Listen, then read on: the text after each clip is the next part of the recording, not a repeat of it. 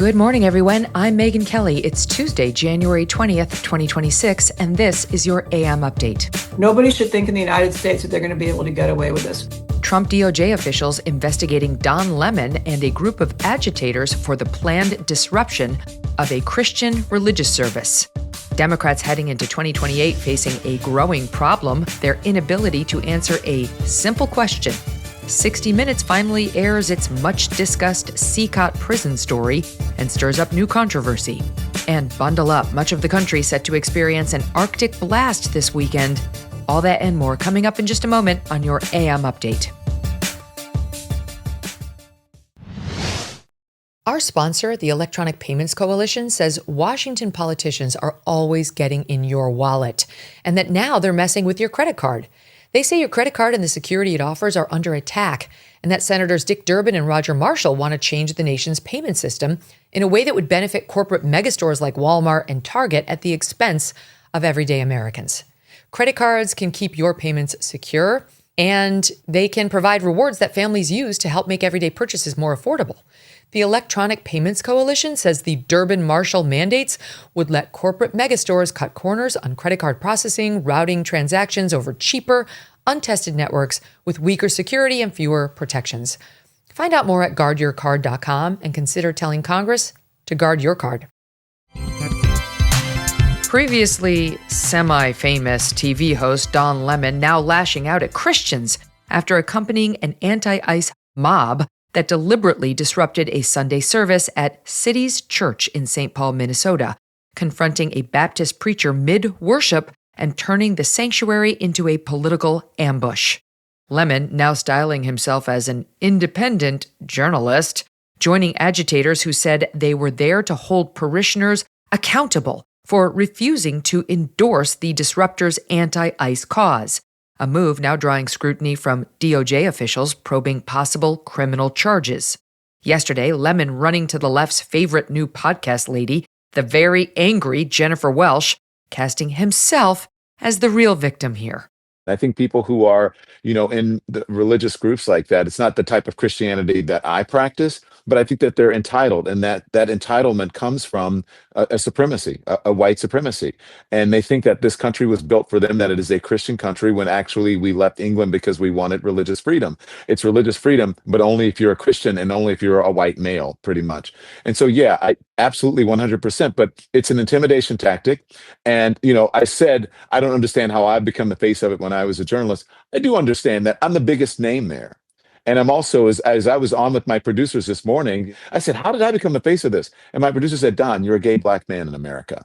Within hours of the disgusting church harassment going viral, U.S. Assistant Attorney General for Civil Rights, Harmeet Dillon, announcing an investigation into potential violations of the FACE Act, a federal law making it illegal to use force, threats, or intimidation to interfere with individuals exercising their right to worship inside a church.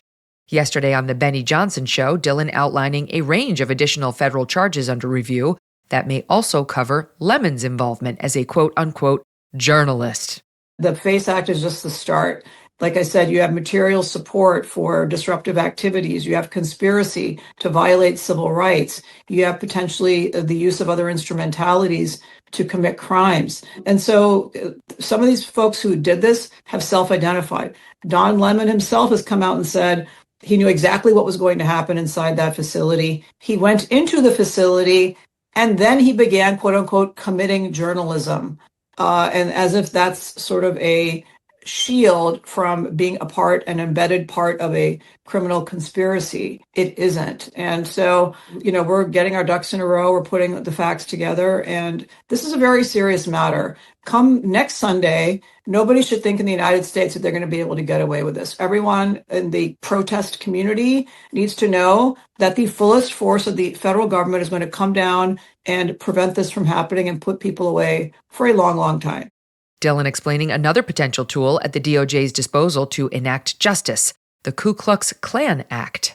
The Klan Act is one of the most important federal civil rights statutes, and it goes back to the time when President Lincoln emancipated the slaves, and yet the southern states, Dixiecrats mainly, were refusing to give them equal rights. And in fact, that you had sheriffs and you had law enforcement harassing the newly freed slaves. So the Klan Act is a law that makes it illegal to terrorize citizens, to violate their civil rights, to get together and conspire to violate the civil rights.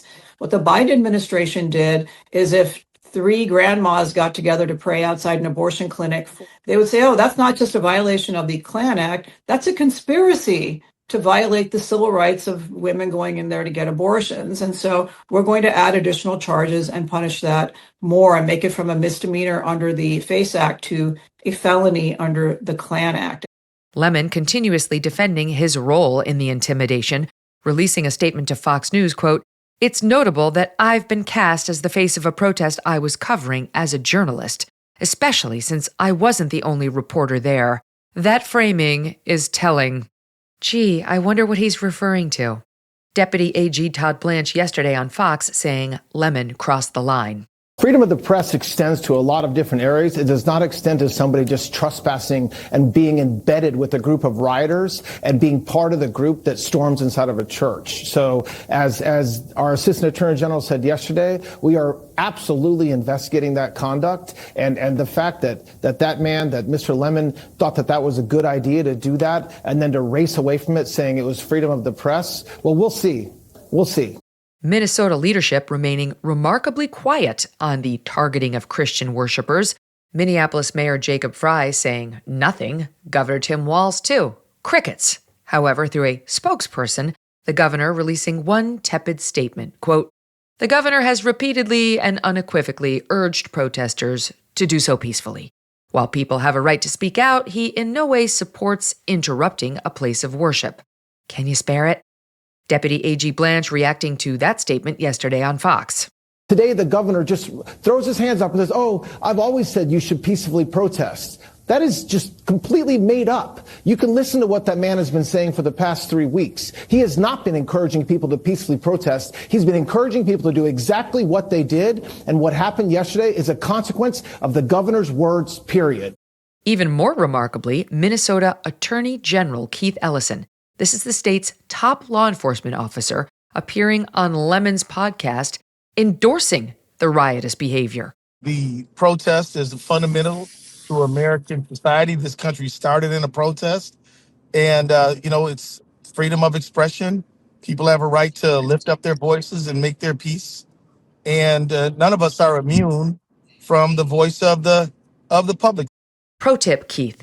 There is absolutely not a right to enter a church, which is private property, uninvited, and to harass and intimidate churchgoers even after you've been told to leave. We'll have more on this later today on The Megyn Kelly Show. As the 2026 midterm season approaches, Democrats with presidential ambitions will begin jockeying for position, backing midterm candidates, building alliances, and laying the groundwork for a presidential run. But one vulnerability Dems still struggle to navigate: questions about basic biological realities, from women's sports to medical interventions for minors. It was a defining issue in President Trump's 2024 victory, repeatedly used to hammer Democrat candidate Kamala Harris with this viral line. Kamala is for they, them. President Trump is for you. I'm Donald J. Trump, and I approve this message. Even as public opinion moves away from progressive gender ideology, many Democrats eyeing 2028 still appear unwilling to engage. A March New York Times poll finding 79% of Americans believe male athletes should not be allowed to compete in women's sports. Among Democrats, 67% support sex-segregated sports. Axios asking about 20 potential Democrat contenders 3 very simple questions. Should, quote, transgender girls, translation folks, that means boys, be allowed to compete in girls' sports? Do you believe transgender youths under 18 should be able to be placed on puberty blockers and hormones? And what is your response to the question, can a man become a woman? 8 high-profile Democrats declining to answer, including former Vice President Kamala Harris, Congresswoman AOC from New York, Illinois Governor J.B. Pritzker, Senator from New Jersey Cory Booker, Kentucky Governor Andy Beshear, Senator from Connecticut Chris Murphy, Congressman from California Ro Khanna, and California Governor Gavin Newsom. Cat got your tongue? Just 3 going on the record: Pennsylvania Governor Josh Shapiro, former Transportation Secretary Pete Buttigieg, and former Chicago Mayor Rahm Emanuel. Shapiro's office pointing Axios to past remarks suggesting decisions about transgender athletes should be left to local sports officials, while also backing a lawsuit aimed at protecting access to permanent disfiguring medical procedures for minors. Buttigieg's spokesperson emphasizing compassion, saying sports decisions should be handled by leagues rather than politicians. And Rahm Emanuel, the only one with courage of the bunch, offering no such ambiguity, reiterating his position has not changed since this July appearance on The Megyn Kelly Show. Do you believe boys should be able to play in girls' sports? No. Should we be putting men in female prisons? Men claiming they're women?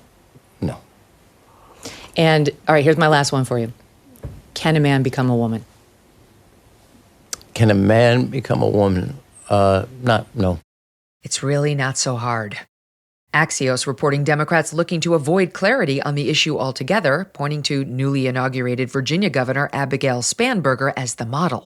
In her campaign last year, Spanberger deflecting questions about her personal views, framing her support for boys competing in girls' sports as an effort to get politics out of the schools. Democrats' 2028 motto: don't tell voters how you really feel. For the love of God, hide it. A new YouGov poll showing Democrat frontrunner Gavin Newsom slipping from 23% support in September down to 17%, which drops him into second place behind Kamala Harris, who ticked up slightly from 19 to 20%. Go, Kamala, go! Every other potential Democrat contender trailing well behind in the single digits. Coming up, after weeks of controversy, 60 Minutes finally airs its shelved report on El Salvador's CECOT prison, revealing not much has changed at all about the original report.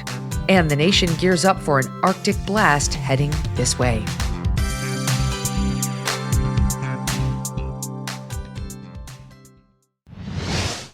Ever been in a bad relationship? You know, the kind, it just wears you down, you settle in, even though deep down you know this is not how it's supposed to be. Well, that is what daily aches and pains can feel like. You stop expecting to feel good. You start thinking, maybe this is just my life now, but it doesn't have to be. With Relief Factor, you can break up with pain, just like Anthony did. He wrote, quote, I was dealing with debilitating pain and fatigue.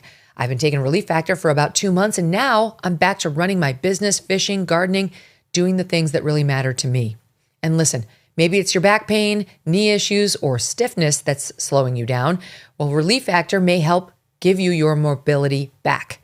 Relief Factor is 100% drug-free, and it targets the inflammation that causes pain, so you can move better, you can feel better, and actually enjoy your life again. Try the 3-week quick start for just $19.95. Go to relieffactor.com or call 800-4-RELIEF, 800-4-RELIEF. Break up with pain and get back to what matters. CBS News finally airing its delayed report on El Salvador's CECOT prison. The segment focusing on the Trump administration's decision to transfer certain deported illegals, many accused of gang ties, into the Terrorism Confinement Center, CECOT, in El Salvador, as part of a broader effort to dismantle violent transnational gangs like Tren de Aragua. Back in December, CBS editor-in-chief Barry Weiss abruptly pulling the piece just hours before broadcast, triggering a reported newsroom revolt and accusations of censorship. Weiss, who took over editorial leadership of CBS News last year, defending the decision at the time, finding the report not ready for air, citing alleged concerns over editorial balance and lack of an on-camera response from the Trump administration, which CBS staffers found an odd reason to spike a 60 Minutes piece because it effectively gives a subject veto rights over a story, allowing the government to avoid a tough piece by never giving an on-camera response. Correspondent Sharon Alfonsi, who reported the piece, sending an internal memo challenging the decision, writing, quote, the public will correctly identify this as corporate censorship. 60 Minutes anchor Scott Pelley accusing Weiss, who has no television producing experience, of spiking the piece without having bothered to attend any one of the 5 previous screenings of it.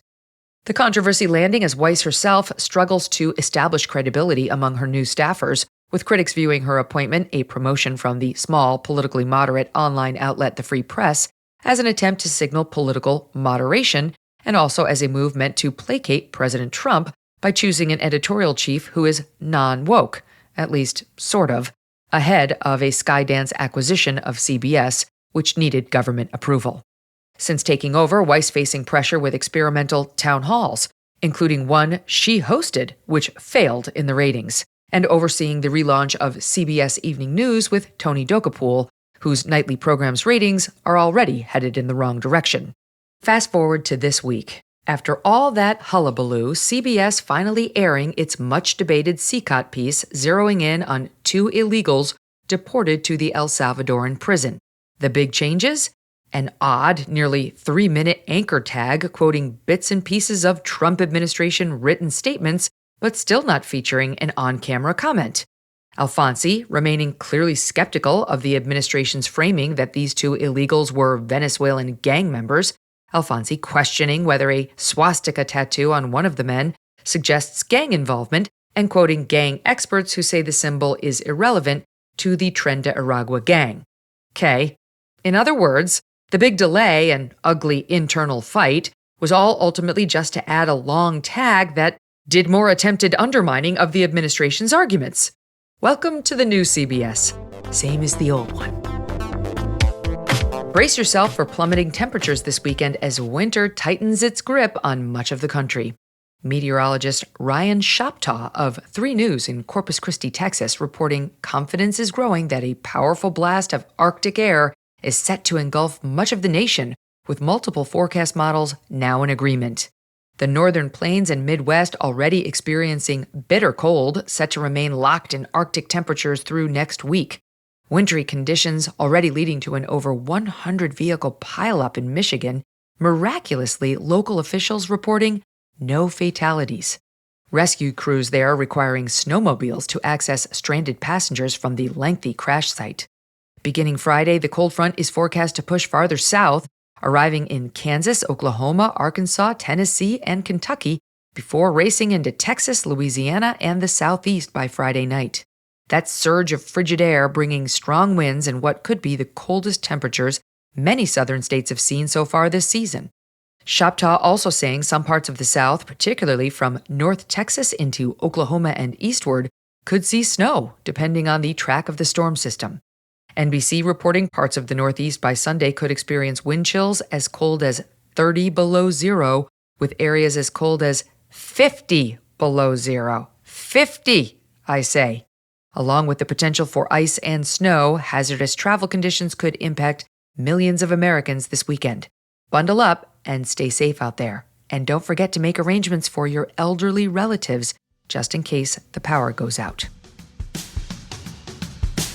That'll do it for your AM Update. I'm Megyn Kelly. Join me back here for the MK Show, live on SiriusXM's The Megyn Kelly Channel, 111 at noon East, on youtube.com/Megyn Kelly, and on all podcast platforms.